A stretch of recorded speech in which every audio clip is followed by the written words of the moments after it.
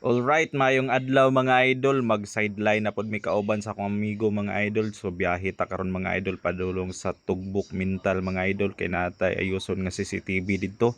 So pag abot mga idol gi-check na daray iyon sa akong amigo mga idol kay siya may expert man jud ani mayong mga idol no.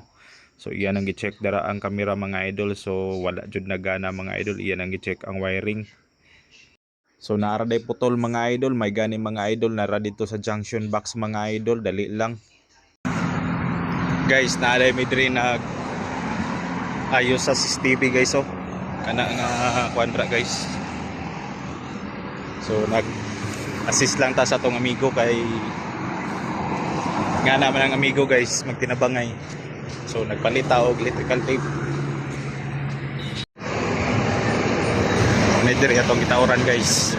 Ayos na to ng CCTV. So dira ra nakitaan sa akong amigo mga idol na naputol ra mga idol.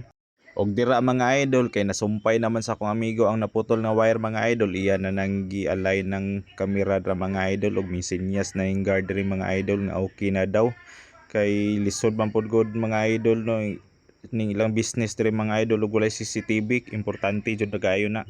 Og pagkahumanday dito mga idol diri na pud mi sa Pikas establishment sa Tag-iya atong among giunang gi-repair mga idol kay iya daw ning pabutangan og CCTV ning iyang bag-ong business diri mga idol, butik din ni mga idol no.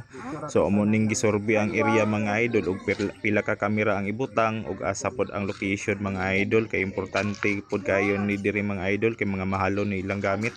Og kini nga area mga idol naa dinhi sa Kalinan ug of course sa pay Lugayan mga idol kaunan kun nato nagdurian mga idol kay na naman jud sa diri sa Kalinan mga idol. O kana lang mga idol, daghang salamat.